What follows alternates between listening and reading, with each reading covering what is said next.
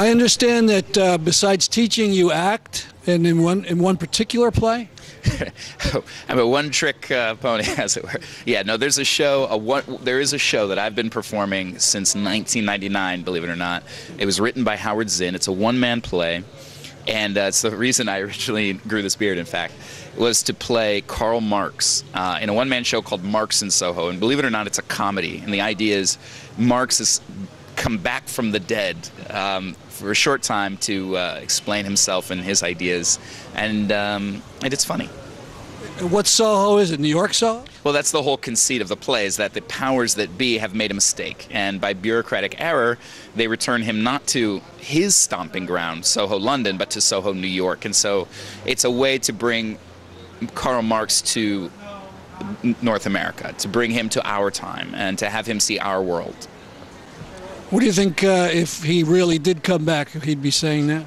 It's not hard to imagine. I mean, the disparity between the rich and poor that he talked about in his time is far outsized in our time. The conditions in which people work, the Victorian sweatshop, nearly slave labor conditions in which people worked in his London are matched, if not exceeded, by the conditions in the places where they make iPhones in China, for example.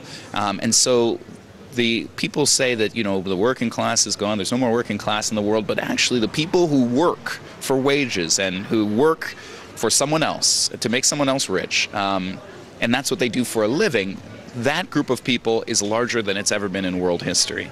And it's amazing to me that Marx, writing so long ago, called it on so many things, called it on the growth of the working class, called it on the perennial crises that we go through, and identified their roots. And the thing that has yet to be really decisively demonstrated is that a different kind of society could come out. We've seen glimpses, but we are constantly having to explain to people the difference between what Marx was talking about and, for example, the Stalinist societies. And that's another conceit of the play, is that part of the reason Marx is asked to come back is that he wants to distance himself from Stalin's Russia, explain why that has nothing to do with his ideas, and so on.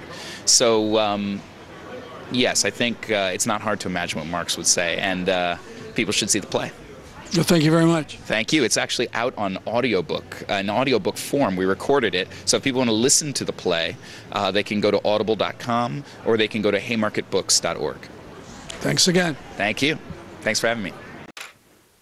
On The Struggle Radio, 2 new interviews about Korea, a terrifying situation. We could be at the brink of war there again. And if it goes to that, it could go nuclear, with millions of deaths within the first week. Just go to thestruggle.org and click on radio. That's our program for today. See you next week at this time. I'm Stanley Heller, and this is The Struggle.